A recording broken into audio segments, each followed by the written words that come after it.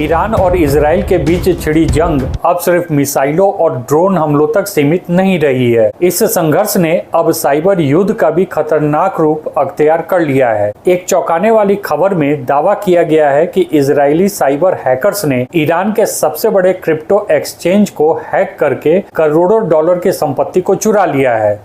यह घटना ऐसे समय पर हुई है जब इजराइल और ईरान के बीच तनाव चरम पर है और दोनों देश एक दूसरे पर सैन्य हमले कर रहे हैं। इकोनॉमिक्स टाइम के एक खबर के अनुसार ईरान का सबसे बड़ा क्रिप्टो करेंसी एक्सचेंज नोबिटेक्स एक बड़े साइबर हमले का शिकार हुआ है। यह एक्सचेंज ईरान में बिटकॉइन, एथेरियम और अन्य डिजिटल करेंसियों के लेन देन के लिए सबसे लोकप्रिय प्लेटफॉर्म माना जाता है। एक हैकर ग्रुप गोंजस्के दरांदे, जो प्रीडेटरी स्पैरो के नाम से भी जाना जाता है, ने दावा किया है कि उन्होंने ईरान के 48 मिलियन डॉलर यानी लगभग 400 करोड़ रुपए की क्रिप्टो करेंसी चुरा ली है। इस घटना से ईरानी हुकूमत में हड़कंप मच गया है और सुरक्षा एजेंसियां सकते में है। दावा किया जा रहा है कि इस पैसे को ईरान हथियार खरीदने पर खर्च करने की तैयारी कर रहा था। साइबर विशेषज्ञों का कहना है कि इस हमले को अंजाम देने के लिए बहुत ही पेशेवर और जटिल तकनीकों का इस्तेमाल किया गया। हैकर्स ने पहले एक्सचेंज के इंटरनल सर्वर तक पहुंच बनाई, फिर वॉलेट्स के क्रिप्टो फंड्स चुराए और धीरे धीरे करके बड़ी मात्रा में इन फंड्स को कई सारे वॉलेट्स में भेज दिए। ट्रांजैक्शन को इतनी सफाई से किया गया कि सिस्टम को कुछ घंटों तक इसका पता ही नहीं चला। हैकिंग के बाद ट्रांजैक्शन को ट्रैक करने की कोशिश की गई तो सामने आया कि यह फंड्स पहले एक वॉलेट में भेजे गए, फिर वहां से टॉर नेटवर्क के माध्यम से दर्जनों नए वॉलेट्स में भेज दिए गए। इसका उद्देश्य यही था कि इन फंड्स की ट्रैकिंग नामुमकिन हो जाए। यह तरीका वही है जो आमतौर पर खुफिया एजेंसियां या स्पेशल साइबर यूनिट्स अपनाती हैं।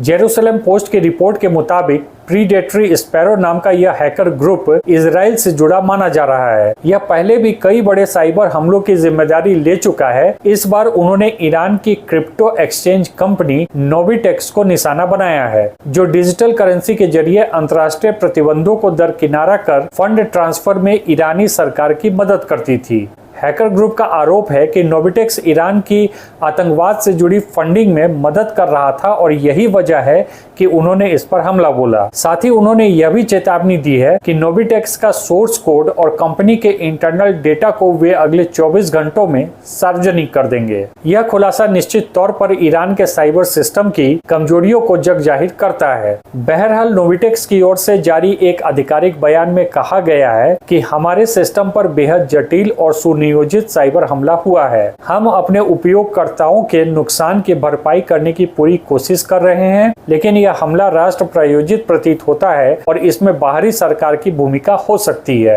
प्रीडेटरी स्पैरो ने ईरान के आम लोगों को भी चेतावनी दी है कि आतंकी गतिविधियों को फंड करने वाले नेटवर्क से जुड़ने का मतलब है कि आपका पैसा खतरे में है, इसलिए कदम उठाओ इससे पहले कि देर हो जाए। इस मैसेज के जरिए ग्रुप यह दिखाना चाहता था कि ईरानी सरकार किस तरह आम लोगों की डिजिटल संपत्ति को अपनी रणनीति का हिस्सा बना रही है। साइबर हमला सिर्फ नोबिटेक्स ही नहीं, बल्कि इस हफ्ते ईरान के ताकतवर इस्लामिक रिवोल्यूशनरी गार्ड कॉर्प्स के नियंत्रण वाले सेपाह बैंक पर भी हुआ है। यह बैंक न सिर्फ सैन्य फंडिंग में अहम है, बल्कि इसके सिस्टम देश भर के पेट्रोल पंप नेटवर्क से भी जुड़े हैं। इस हमले के बाद कई जगहों पर सर्विस रुक गई और ईरानी मीडिया ने इस पर आधिकारिक तौर पर चुप्पी साध ली है। प्रीडेटरी स्पैरो ने इस हमले की भी जिम्मेदारी ली है और दावा किया है कि सेपाह बैंक का पूरा डेटा नष्ट कर दिया गया है। यह घटना ईरान के साइबर सुरक्षा तैयारियों पर भी सवाल उठाती है। नोबिटेक्स जैसे विशाल प्लेटफॉर्म का इस तरह से हैक हो जाना दर्शाता है कि या तो वहां की साइबर निगरानी बेहद कमजोर है या फिर हमलावरों की तकनीक बहुत ज्यादा उन्नत। दोनों ही स्थितियां ईरान के लिए चिंता का विषय हो सकती हैं। अगर ईरान की जनता का विश्वास नोबिटेक्स जैसे एक्सचेंज से उठ गया तो देश में क्रिप्टो आधारित व्यापार बुरी तरह से प्रभावित हो सकता है। इससे पहले भी ईरान में महंगाई और करेंसी की अस्थिरता के चलते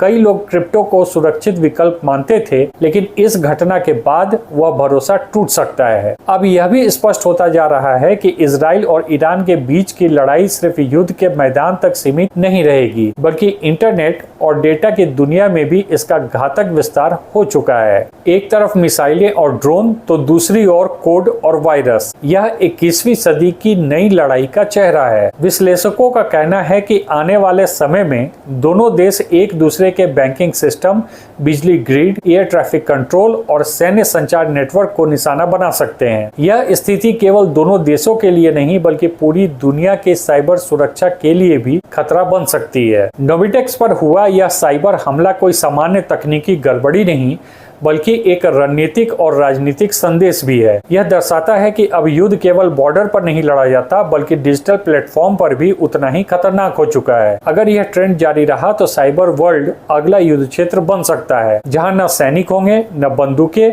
लेकिन नुकसान कहीं अधिक घातक होगा। ईरान के लिए अब सबसे बड़ी चुनौती है अपने डिजिटल इंफ्रास्ट्रक्चर को सुरक्षित करना और जनता के विश्वास को बहाल करना। वहीं इजराइल की ओर से यदि यह हमला किया गया है तो यह उसकी रणनीतिक जीत मानी जाएगी, बिना किसी मिसाइल के दुश्मन को आर्थिक चोट पहुंचाना।